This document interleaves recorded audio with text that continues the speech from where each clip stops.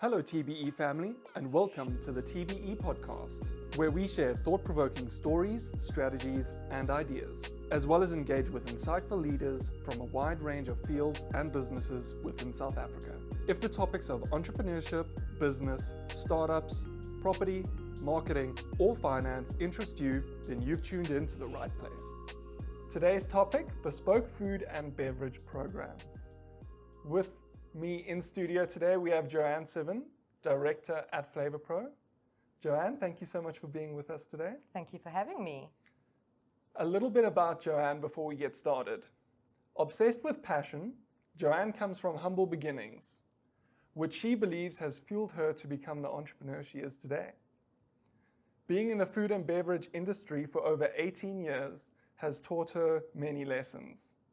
To name a few, be adaptable, work smartly, follow your gut, and always have an exceptional work ethic. Correct. I could see that when you walked in. So, I would like to start off this episode with the following question. It's all about tastemakers.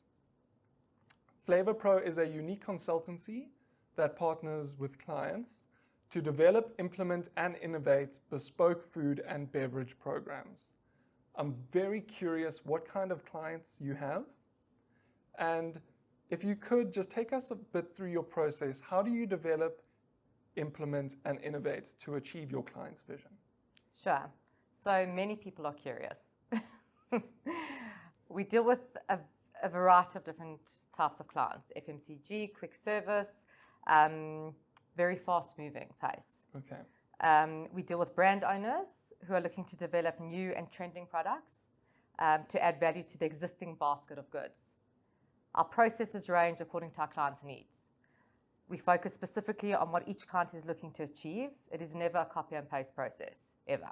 I like to treat each client as an individual. Although, to briefly outline, answering your question, we immerse ourselves in our clients' existing brand identities and offerings. Nice. We match these up with various current trends in the food and beverage market space. Okay. We then analyze where we see the gaps and opportunities around these areas, and we look at how we can develop these further for them. You know, it's always nice to zhuzh it up, make it a little bit exciting, something different, you know, a little bit of a twist. But we don't just stick to the existing.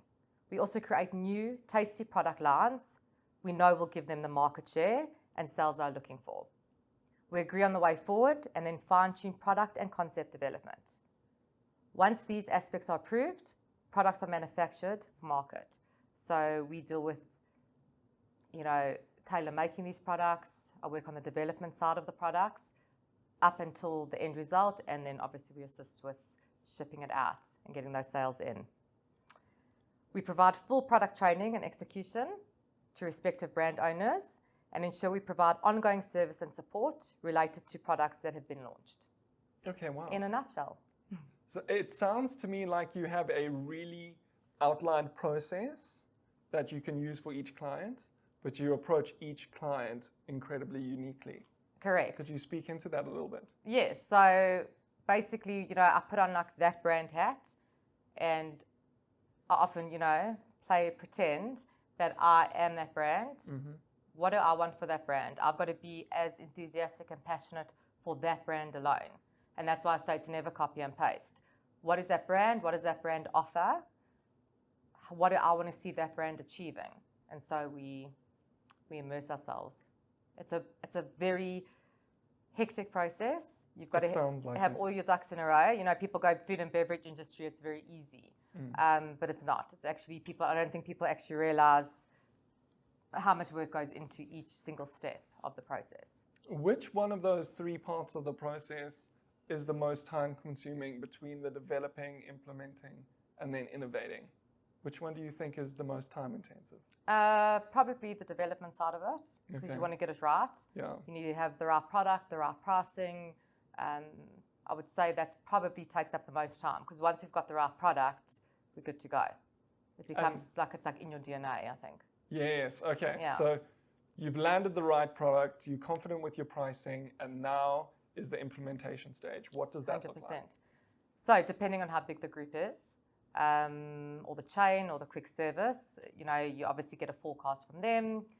They let you know when launch date is. We get the products in. I get them into my warehouse. We make sure that we have bottles and labels and closures and everything that goes with it, cases and the whole shebang. And basically, once that's done, I obviously then set up delivery. Okay. Delivery goes into their DCs and they implement it. And then is the innovation stage after you've launched the products? No, innovation takes place before. So for me, it's, okay, what does this brand need? You know, they can tell me their wants and needs, but Flavourpro is very creative and we love innovation. I think I speak about it a little bit later on. So we love to be creative.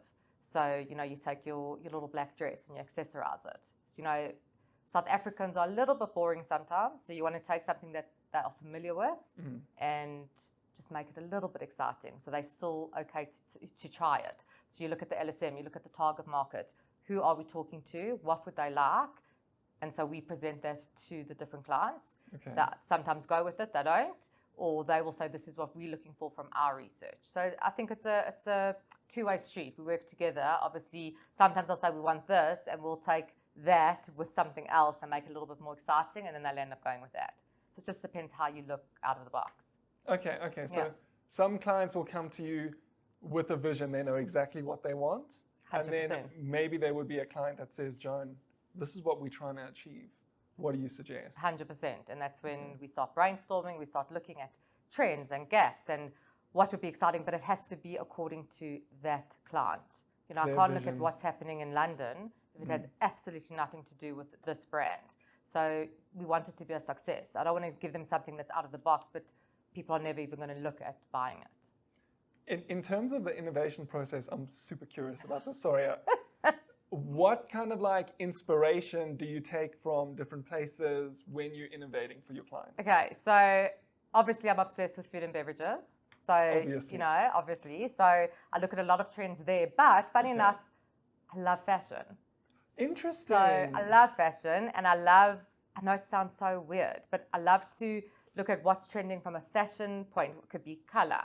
It could be the vibe of it. And I kind of take that, like maybe the color, and I implement that into the innovation. So say, for example, coral is the color for summer. I will make damn sure that I have a coral color beverage or type of food or something that's bringing the fashion trends in, you know, so people think they're cool. I really like that. I think that's cool because you can be inspired without drawing a direct comparison. Exactly. Right? So you can be inspired by people that are doing wonderful and incredible things from other industries. 100%. And you bring it into your industry. Absolutely. If something's trending, you know, let's say, for example, with my kids, if there's certain things that are trending at that point in time, it's like, ooh, that's quite a cool idea. And sometimes I'll think, how can I actually now take that and make it that? But I think because I'm a little bit cray-cray, so like, you know, it's nice you kind of think of these ideas, like they come to you and then you make it so that it fits into your food and beverage chain. That's awesome. Yeah. So, jumping to the next question, who does Flavourpro represent, and how do these products help you to provide excellent service and perfect quality to your partners? Okay, so we actually represent our own portfolio. Okay. So I have two brands. The one is called 18 and the other one is called Saint Zero. So those are the two brands at the moment, but obviously there's a lot of stuff in the works and a lot of products fall under these two ranges. So they cater to the fast-moving industry, and that is what they are, fast. You know, there's quick and easy preparation. Mm-hmm. It's very quick to love it. It's got the appeal, and obviously it's not. We try not make it complicated for whoever's making the beverage or the food. You know, we want them to also feel confident. It's also about uplifting people and being proud of what they're doing. So we would never want somebody to feel like they can't do it. And that's why we quite, I would say, strict on our training, but we make it fun for whoever's behind the bar so that they can also be proud of what they're doing. I think that it's all about also making people feel good about themselves and they learn to do something new today. So I think it's also about that. Okay. And obviously we ensure that we use only the best ingredients. So if we do not sign it off, it does not leave the kitchen. So you're designing something for your client's vision, but they are servicing customers. So, and then you need to make sure that the staff are giving an incredible experience. Absolutely. So that people are excited. And they come back. You know, you don't want a once-off sale. It's not about that. It's about people coming back and you're getting that traffic through your door for hopefully one of my particular products. And that's how you obviously gain the sales. It's not just about the bells and whistles. It's about a great customer experience. So, and that's the thing where you wear the different hats. You wear the brand hat. You wear the customer hat. What does the consumer want? What do they want to pay for that? What would the brand owner want? What are his GPs? Okay, right. Let's come to a common ground and let's make everyone happy. Yo. Lots of hats involved. Eh? Lots of hats. Thank God I love fashion. Yeah. So you said you own those two product ranges. Is that correct? Correct. Could you give us an example of what kinds of different things you can do with each of those ranges? 100%. So under the 1-8 brand at the moment, we have powders where you can do your smoothies, your hot chocolates. We've also got syrups where you've got the flavored syrups. You can do flavored iced coffees. You can use it in milkshakes. We've got fruit mixes, which are stunning. Also smoothies, you can use them to make cocktails. The syrups you could also use to make cocktails. So that's just naming a few of the products that fit under the 1-8 brand. Okay. And then Saint Zero it's all about making the right choice. So those are your vegan, your high protein baking mixes right now. So we've got like a high protein muffin, a vegan pancake, a low fat pancake mix that you just add water to, you shake it up. So it's called Shake Me. And you just add it in and you make your pancakes. And they're divine. They're really, really nice. I looked before when I started on the development side, that was really tricky because it was finding something that was healthy but also tasted good. So that took a while, but we've mastered it, proud to say. And yeah, I think it is a great brand. So, and both of these, 1-8 and Saint Zero, there's a lot in the pantry that we are obviously extending the brands. So I'm super excited about that. So we've spoken a bit about how you use those products to develop products for your clients. But I'm curious how you develop those two products for your own company. How did I develop them? Well, I first had to, if this is a question you're asking me, I had to go, okay, what am I doing? So what do I want to achieve? What do my clients want? What do the consumers want? So there was a hell of a lot of market research around it. I would literally go into like restaurants and pick and pay spots, and I would take pictures and go, okay, so I'm quite like competitive by nature, so it was like I need to do better. Whatever's out there it needs to be better. I then had to find the right food technologist, the right factory who could produce the stuff for me. You've got to send it in for nutritional evaluation. It's a whole process. But first was actually the concepts, and then it was the names, which took. I'm quite indecisive, so it took a bit of time. I think it's an excellent name, by the way. 1-8, and it both have meaning behind them. It wasn't just 1-8, like that sounds cool. 1-8, that I'm in my shul clothes today. So 1-8 in the Jewish religion is 18, which means cha, which means life, which means mazel, which means luck. So it's a beautiful, beautiful number in the Jewish religion. So I was like, okay, this is going to work. Obviously, we did it ONE, 8, so it's a little bit different. So that was 1-8. And Saint Zero, it was all about being a saint, being a good person and making the right choices. So Saint Zero was born because you want to eat healthier. You want to have that high protein, the vegan, instead of having like that huge choc chip muffin. So that is how that was born as well. Your process is so powerful. You literally developed it for yourself. Yeah. And then refined it and used it for your clients. 100%. And I'm obsessed with the number 8. I love the way that you've named your products and your company. Thank you. I think there's lots of depth behind it. Absolutely. And it shows, it reflects in your brand as well. Thank you. I appreciate that. Moving on to your secret recipe. So I saw there's a secret recipe for success, the magician, the creator, and the lover. And I think all of that like ties into your brand personality really well. I feel like it's almost impossible to contain your brand personality. I was surprising there was even a website because it was like contained in your website. Oh my word, yeah. I don't know how you got that right, I tried. but you did an excellent job there. Thank you. So maybe my question is, how does your brand personality and your recipe for success influence how you communicate with your customers and how you service your customers? Okay, so as we've spoken about, I love developing products with a flair, with a twist, with a bit of personality. I hate boring. It's like just not me. It is the opposite of Flavourpro. So I had to write this out because, you may be very diligent today because otherwise I'll just waffle off for the next 2 hours. So basically developing products that speak to market trends in much the same way that fashion does. So as you can see, those are my two loves, the food and beverage industry and the fashion industry. We love new and exciting, the unexpected pairing based on extensive research, of course. So again, it's the market research and it's looking into it. It's not just, let's just take that and do it. We honestly care about what we are showcasing to our clients. It's really, really important. We're very customer centric. So it would never just be a half-hearted job, ever. So obviously I chatted about the creativity, innovation, and all of the opportunities because I feel that they're endless. People go, what else can you put onto a menu? Well, you'll be surprised. If you just think, there's a lot of exciting stuff happening. And obviously having an appreciation for diversity in products. It allows us the ability to speak to various clients in relation to their product visions. Everyone has a different vision, everyone has a different need, and we need to be able to speak the language of the client. I think it's really, really important. And that's where we can truly achieve the success that we want and that our clients want. So when we go to the drawing board, we implement our processes.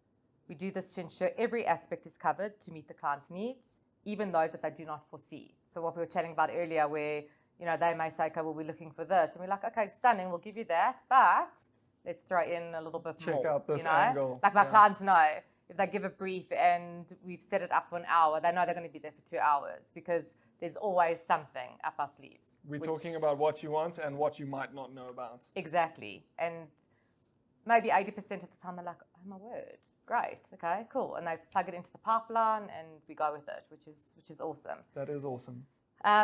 So we are always open to new. We are open to every challenge that comes our way. And I think that is what makes us cutting edge. We're not afraid of a challenge. We're not afraid of something different. It doesn't make us skittish. Cutting edge, bespoke. 100%. Perfect blend. Cray, everything. I love how bubbly and out there your brand is, and then you have this completely refined process that allows for so much flexibility. You were speaking about crazy pairings. Yeah. Could you give me an example? Because my imagination right now is going crazy. Oh my word, there are so many. It's like, okay, well that I can't tell you. Is it a taste pairing in a single product, or is it pairing so multiple products together? It can be either, depending on the category of the drink, So you could take, I don't know, I'm really giving you something odd that I haven't even tried. But I'm taking a red velvet and a mango and mixing it together, or doing duos where we actually create different flavors within one beverage, or versatility where people are going to do a fruit mix, but then we're going to take that and we're going to actually include it into your baking. Whoa, or we're going to do a high protein powder. There's so many different variations that it's endless, because as we get something, we're like, oh my God, what about if we pair that with that and then we marry it, we try it out, we'll say, okay, we're happy with it, we're not happy. It's all about tasting, and we do so much tasting of everything on a daily basis, but we need to know. That must be fun. Yeah, it's amazing. My question was trying to kind of pinpoint my imagination and bring it down a bit, and you've literally just fanned the flames. You guys are going to have to come and taste at our offices. I want to walk in there. I feel like it is going to, whatever I think it is going to look like, it's 100 times more. Yeah. I mean, the guys at TBE, all the other tenants, they love us. They love us because they know it's tasting time. They come down to the canteen and they taste everything. Obviously, we're not allowed to tell them which group it's for, and until obviously it launches. But they're like our little focus group. We love it. Absolutely love it. There isn't a chance that you're moving from your building to our building anytime soon? No, I think I'm happy. Are you sure? Yeah. You guys are more than welcome to come in to Rosebank TBE, but I'm happy where I am. Honestly, if you're not moving, I think we've got to move. It sounds like we're missing out. You are. You really are. You'll get some things ready and you'll bring some of the TBE tenants to the floor and they can try out things. I love it. And they give you feedback, hey? They give us feedback and we take their feedback. You know, we appreciate, we're all about people, you know, and it's, like I said, uplifting people and making people feel important. So along with obviously doing our beverages and our foods and whatever, we actually really care about people. We're very humble. We're very approachable. So we take what they say and like it's really interesting because we'll know what we think, and like it's actually really nice. And now we know who's got like a good palate, who likes sweeter, who likes savory. It's amazing. Like we actually know what they like to eat and drink. You network in a completely different way to us, that's for sure. Knowing people by palate, that is very interesting. It really is interesting. Yeah. It really is. So do you find more people have a sweeter preference, or is it just across the board different per person? Yeah, so I think at TBE, there are two ladies in specific who have a really great palate and they can pick up the whole party of flavors. The intricacies, it's amazing. All of the it's really amazing. Okay, like no wasted talent. And then there are others, there's majority probably like the sweeter. And then there's about 3 that prefer the tarty, like sour kind of taste. But it's so interesting. And then we know who do like kind of, whose opinion I must look at, if it's like a sour one, if it's a sweet one. You know, there's the 2 that I always go to because like they really pick up all of the different They've got flavors. a sharp Yeah, no, I'm very impressed with them. I'm impressed with your like tenant networking strategy. Thank you. Thanks. I think it's exceptional. Honestly, I'm sad that I'm not a part of your network. It's never too late. It's can never always too come late. on over. Yeah, I think we need to call David and start buildings. I think so, hey? So you say, and this is the perfect leeway into, or segue into the next question, should I say? Yes. TBE. You said you are at the Oxford building. Is that correct? Correct. What's your relationship with TBE? How did you find that building? How did I actually find How did you office? Actually find your office? And maybe David. Why did you choose that space, specifically the Oxford building? Okay, so I think that Rosebank, from my perspective, is very central. The traffic I don't find bad. It's very central for my clients when they're coming off the highway. You take off the highway, you go up Glenover, you come another way. There's lots of different ways to get to us. So there's no excuses. And I found it through David. I've known David for a while. I think I drove him crazy. But yeah, so my experience with TBE has been remarkable. You know, I think it caters for everything that Flavourpro needs. We're a young and upcoming business. With taste testers at the ready. Taste testers, you know, we did need like some sort of kitchen. We needed, you know, so there's the kitchen there where we can use. We've got the canteen. We've got the people flowing in where, you know, we can go, hey, you want to taste something? Everyone loves free stuff. So we've obviously got the presentation room. We've got the auditorium for, you know, I can't actually be serious. Obviously for more serious meetings, for presentations, brainstorming sessions. So yeah, it fits our needs for what we need. I love that it's secure. I love that the staff are very flexible and friendly. And now they've even started giving you, with every cup of coffee that you buy, you get a free chocolate chip biscuit. Is that happening here? Very nice, eh? You're the Flavourpro twist continues. So the clients are loving it. No, but I just think it's a great energy. I think that, you know, you want to wake up in the morning, you want to go somewhere where you're happy, where it's a nice culture, it's a nice energy, you do what you need to do, and that's it. So I'm really, really impressed with TBE. I'm happy, and I don't know if David's happy about it or not, but I'll be staying for a while. I'm sure he is thrilled. David, I hope you don't mind me speaking for you, but I think it's good for everybody, including all of the tenants in your building. Thank you. Joan, it has been so wonderful having you here today. Thank you. I appreciate it. Really, I think as podcasts go, this discussion was super exciting. Oh, wow, yay, thank you. I'm surprised when you leave there's not going to be colour splashed on all the walls, to be honest. You never know. Just wait. Careful what you wish for, eh? So maybe as we end, Jo, people that are interested, that are listening in, and they're like, this chick's crazy, I love her. What is she capable of? Where do I find her? What do they do? Where do they go? Okay, so I do have a beautiful website, www.flavourpro.co.za. Okay. You can also contact me on my email, which is joanne@flavourpro.co.za. Yeah, and obviously we're always willing to help and do. Answer, as we said, we're very customer centric. You know, we're definitely not all high and mighty. We're always there to answer, to do, and yeah, just to help everyone. And if you visit on the right days, guys, you might actually get a little sample. They need to get in first, though. Let's see. Yeah. Absolutely. But we're happy. We're happy for everyone to come sample and do what we need to do with absolute pleasure. Just let us know, and we'll make sure we've got some really cool products happening. Awesome.